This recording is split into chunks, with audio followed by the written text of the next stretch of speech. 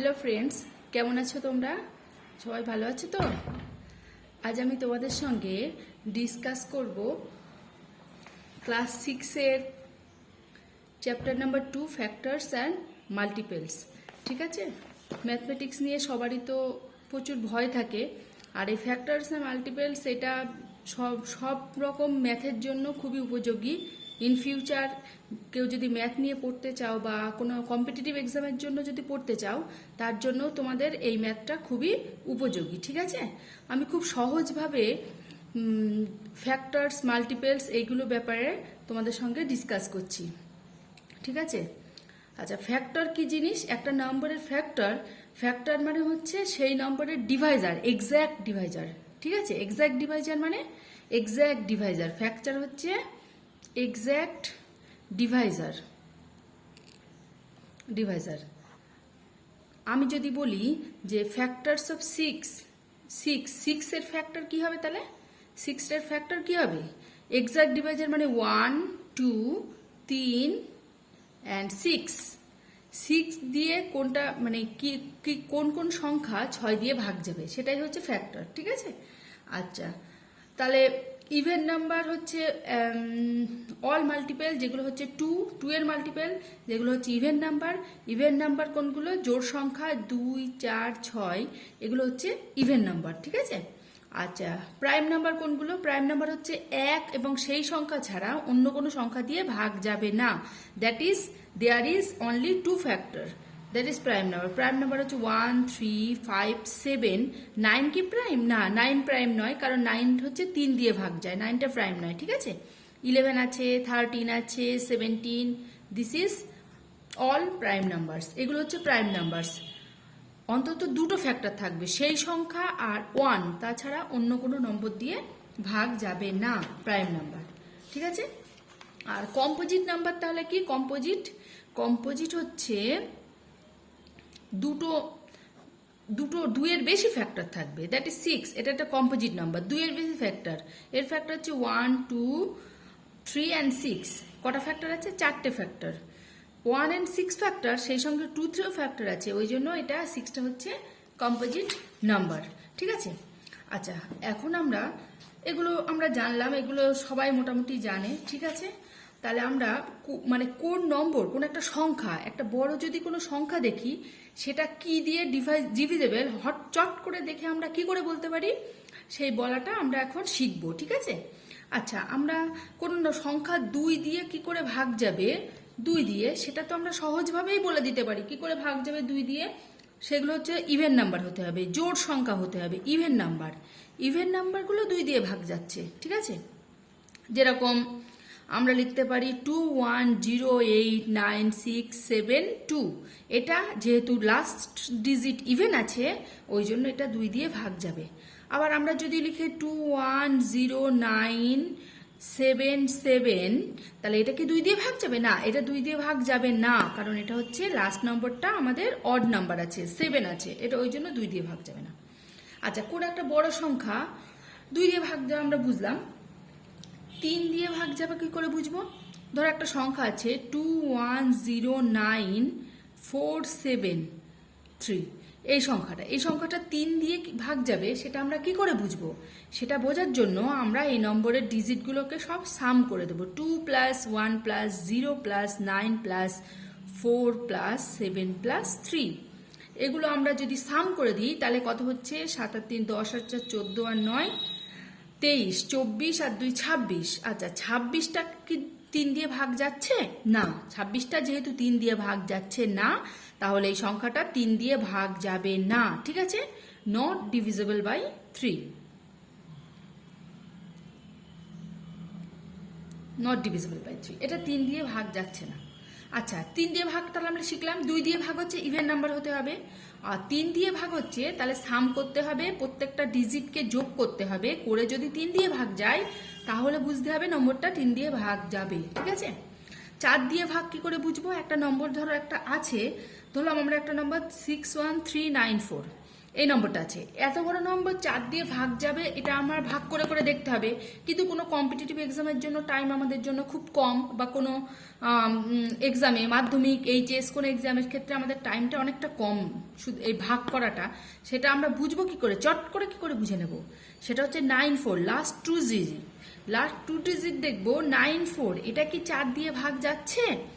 এটা হচ্ছে, এটা 4 দিয়ে ভাগ যাচ্ছে না, ওই জন্য পুরো নম্বরটা 4 দিয়ে ভাগ যাবে না। তাহলে 4 দিয়ে ভাগ যাওয়াটা কি করে বুঝবো? লাস্ট 2 ডিজিট, ঠিক আছে? তাহলে লাস্ট 2 ডিজিট যদি 4 দিয়ে ভাগ যায়, যদি ডিভিজিবল বাই লাস্ট 2 ডিজিট যদি 4 দিয়ে ভাগ যায়, তাহলে আমরা বুঝবো যে পুরো সংখ্যাটাই 4 দিয়ে ভাগ যাবে। যত বড়ই সংখ্যা হোক না কেন, তুমি যত বড় সংখ্যাই নাও, এটা তাহলে 4 দিয়ে ভাগ যাচ্ছে না। কিন্তু আমি যদি এই নম্বরটা নিই 96852, এই সংখ্যাটা যদি নিই, লাস্টে হচ্ছে 52, লাস্ট 2 ডিজিট হচ্ছে 52, যত বড় সংখ্যাই হোক না কেন তুমি লাস্টের 2 ডিজিট নেবে, ঠিক আছে? 52, 52 কে 4 দিয়ে ভাগ যাচ্ছে?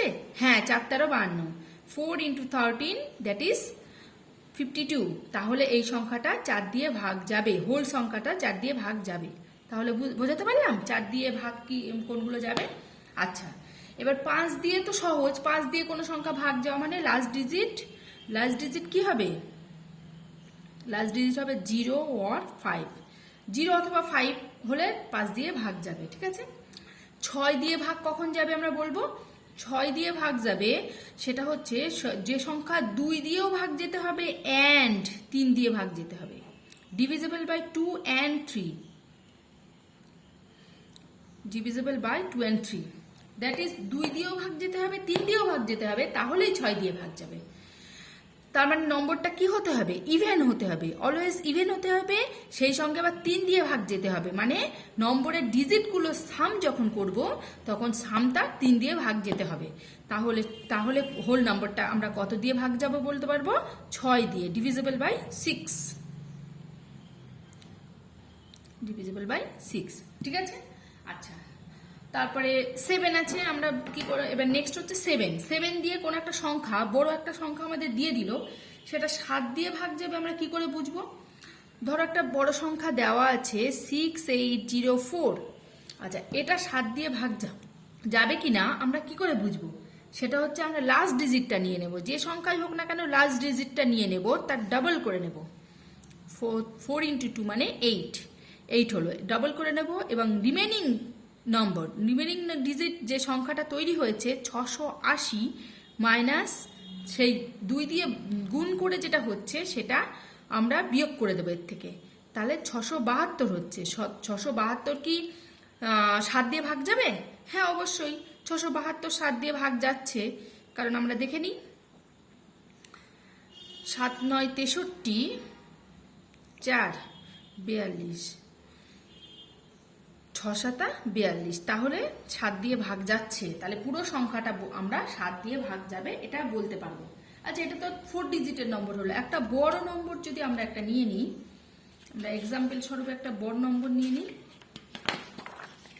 বড় নম্বর আমরা নিয়ে নিচ্ছি 92437, একটা নম্বর নিয়ে নিলাম, এটা কি 7 দিয়ে ভাগ যাবে? লাস্ট ডিজিটটা নিয়ে নিচ্ছি 7, এটা ডাবল করব 14, আচ্ছা রিমেনিং নাম্বার 9243 মাইনাস করে দেব 14 থেকে, তাহলে কত হচ্ছে?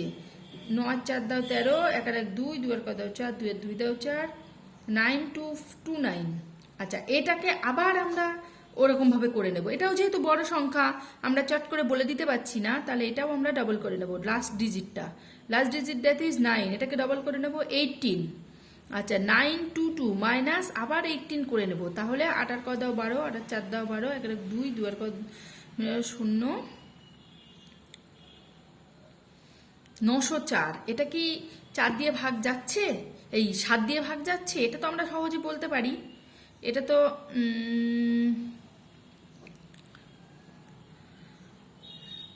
14 6, না 7 দিয়ে ভাগ যাচ্ছে না, 7 9 63, রিমাইন্ডার 1 থেকে যাচ্ছে, তাহলে কিন্তু 7 দিয়ে ভাগ যাচ্ছে না। আমরা একটা আরও যদি বড় সংখ্যা হয় লাস্ট ডিজিটটা নেব, নিয়ে তার ডাবল করব, করে রিমেনিং ডিজিটকে বিয়োগ করে দেবো, তার থেকে আবার নেব, ডবল করবো, এভাবে করে করে আমরা দেখব যে 7 দিয়ে ভাগ যাচ্ছে কিনা। যদি এই নম্বরটা যদি 7 দিয়ে ভাগ যায় তাহলে আমরা বলতে পারবো যে পুরো সংখ্যাটা 7 দিয়ে ভাগ যাবে। ঠিক আছে? আচ্ছা, কোনো সংখ্যা এবার 8 দিয়ে ভাগ যাবে আমরা কি করে বুঝবো? সেটা হচ্ছে একটা সংখ্যা আমরা নিয়ে নিলাম, এখানে করে দেখাই 79152, এই সংখ্যাটা 8 দিয়ে ভাগ যাবে কি করে বুঝবো? বড় সংখ্যা লাস্ট 3 ডিজিট নেব, এটা যদি 8 দিয়ে ভাগ যায় তাহলে বুঝবো হোল সংখ্যাটা 8 দিয়ে ভাগ যাবে। এটা 8 দিয়ে ভাগ যাবে কিনা আমরা বলতে পারি, তো সহজে বলতে পারি 72, তাহলে এটা 8 দিয়ে ভাগ যাবে। This number is divisible by 8। ঠিক আছে? তাহলে যত বড়ই সংখ্যা হোক না কেন 100 প্লেসের নাম্বারটা নিতে হবে। ঠিক আছে? 152 মানে লাস্টের তিনটে ডিজিট নিয়ে সেটাকে দেখতে হবে, যদি 8 দিয়ে ভাগ যায় তাহলে পুরো নম্বরটাই আমাদের 8 দিয়ে ভাগ যাবে। আচ্ছা, 9 দিয়ে ভাগ যাওয়া, 9 দিয়ে ভাগ যাওয়া সেই 3-এর মতোই। ঠিক আছে? 9 দিয়ে ভাগ যাওয়া 3-এর মতো, মানে 65403, এই একটা নম্বর 9 দিয়ে ভাগ যাবে। এটা সাম করতে হবে, সাম অফ দ্য ডিজিট,